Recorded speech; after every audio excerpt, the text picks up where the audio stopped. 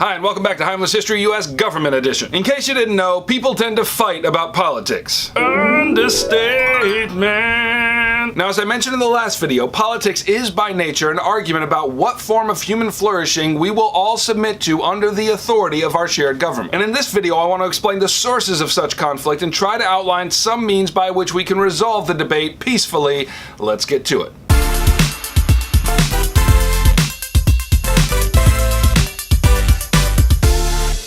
So where does political conflict come from? Well, there are a lot of places it comes from, but I think it boils down to four basic sources: economics, cultural values, racial and gender differences, and ideological differences. So let's take them one at a time. The first source of our political conflict comes from economic reasons. Now let's begin with what we agree on in general. For the most part, Americans share a commitment to free market economics, which is an economic system based upon competition among businesses with minimal government intervention. And we mostly agree about our commitment to economic individualism, which is basically the belief that each individual should be able to make their own economic decisions without government intervention. But that's about where the agreement ends. One of the bitterest political clashes arises out of how we tax people. Some people believe that wealthy people should be taxed more than poorer people, and that taxes should be taken from the rich and redistributed to the poor. Other people believe that taxes should be absolutely minimal, like just enough to keep the White House toilets flushing, and that taxing the wealthy with the intent to give it to the poor is a ruinous proposition because it only serves to rob the poor of the incentive to be industrious. So needless to say, economic realities are a significant source of political contention. The second reason we fight about politics arises out of a conflict regarding cultural values. For example, throw the word abortion into a crowd and you will see it part like the Red Sea. Or how about gun control, global warming, immigration, LGBTQ rights, religious liberty? Alright, have I triggered everyone yet? Not me. How about teaching biblical creationism in public schools?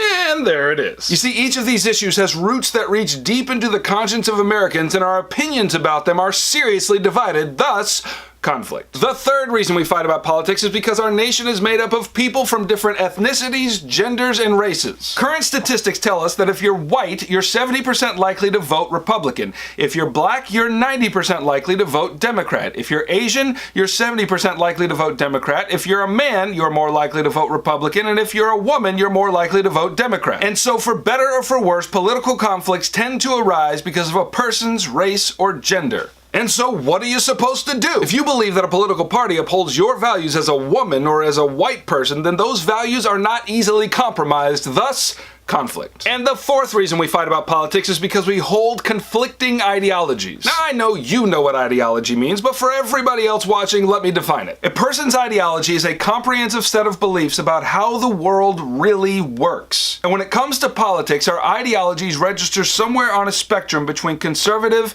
and liberal. So let's talk about conservatives first. The word conserve means to protect something from harm or destruction. So what is it that conservatives are trying to protect? In general, conservatives want to protect what they would call traditional values. Things like family, the free market, limited government. And on the other side of the spectrum, we have liberal ideology. Now, the word liberal literally means free. And you might think about it this way, that liberals want to free society from the stale and outdated traditional values of the conservatives. And sometimes you'll hear liberal ideology called progressive ideology, which should tell you all that you need to know about the way that they think. You see, liberals tend to believe that the cultural structures of the past are oppressive, and therefore we need to be freed of them and progress beyond them. So as opposed to conservatives, liberals tend to value market regulation, social tolerance, and government programs. So those are the four major reasons why we tend to fight over politics. And you take those four reasons, you put them in a pot, stir it up, baby, you got a hot mess of a stew going. But the good news is that these four things don't mean that we will be always stuck in a political impasse. There are actually means of resolving these conflicts. And I'll be making other videos that explore these strategies in more depth, but for now, let me just explain to you the three values that help us engage more civilly, and they are democracy, liberty, and equality. If we have hold on these three American values, or more precisely, if they have a hold on us, then we have access to the resources we need to find the middle ground in our political battles. And compromise is the name of this game. Now listen to me very carefully. In a political system like ours, no one can get everything that they want, but everyone can get some of what they want. And if you don't understand that at the outset, if you hold on to your political beliefs and refuse to move an inch, then I'm afraid to tell you that our ship is already wrecked before it has even left the harbor. And you don't have to take this from me. Listen to Alexander Hamilton write about this in Federalist 85. I never expect to see a perfect work from imperfect man. The result of the deliberations of all collective bodies must necessarily be a compound as well of the errors and prejudices as of the good sense and wisdom of the individuals of whom they are composed. The compacts which are to embrace 13 distinct states in a common bond of amity and union must as necessarily be a compromise of as many dissimilar interests and inclinations. So if we are to get anywhere, we must have compromise as our end goal, and not the unmixed implementation of our own views established as national law. So how do we reach compromise? Well, it's all bound up in those three values I mentioned before. First, let's talk about democracy. Democracy means that it is we the people who have ultimate responsibility over the outcomes of the political process. Now, as it happens here in America, we have what's called a representative democracy. And all that means is that we elect representatives to argue about this stuff in our place. Representatives like presidents and House members and senators. And that is a very good thing. If each American citizen was responsible for researching and have a working knowledge of all the problems that our country faces and all the things that we have to pass legislation on, then we would literally have time to do nothing else. And so we elect representatives who will spend all of their waking hours understanding those things in our place. And speaking of democracy, we can actually have a few different flavors under that banner. You can have a pluralist democracy, which emphasizes each person's individual voice in the shaping of public policy. On the other hand, you can have an elitist democracy in which political power is concentrated in the hands of very few people, like the wealthy and the educated and those who have reached the upper echelons of the social stratosphere. And it is a perennial argument about politics here in America about whether we are more of a pluralist democracy or whether we are more of an elitist democracy, and there are arguments for both sides. But the point is this: we believe in democracy. And to the degree that we understand that the power for policy rests in our hands, we can rally support and reach the compromises that we must inevitably reach. Because the other alternative is to resolve conflict totalitarian style. I mean, in that kind of government, if you argue with the status quo, you're either sent to prison or killed. So let us inhabit the great halls of democracy and find room there to resolve our conflicts.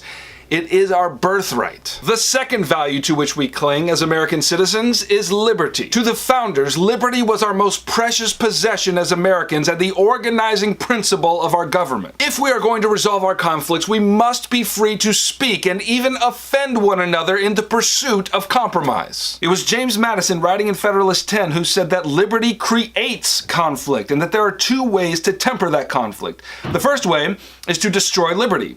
The second way is to force everyone to have the same thoughts and opinions on everything.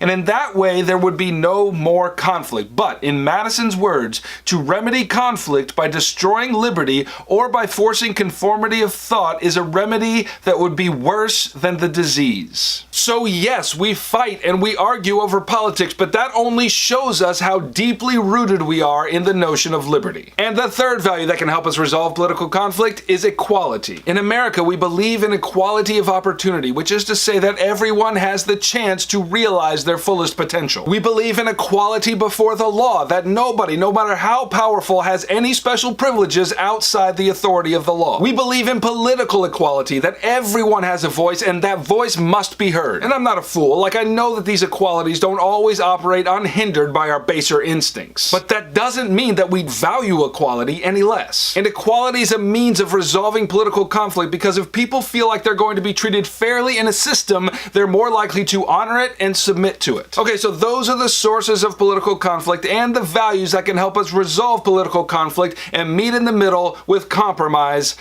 I'll see you next time. Thanks for watching. If you want to argue with anything I said, then exercise your liberty and leave it in the comments below and I'll see if we can reach a compromise. If you found this video helpful and you want me to keep making them, then subscribe below and join the Republic of Heimler. And finally, there's a like button down below. And if you found this video helpful and want others to see it, then hit that button and let YouTube know. And now I bid you adieu.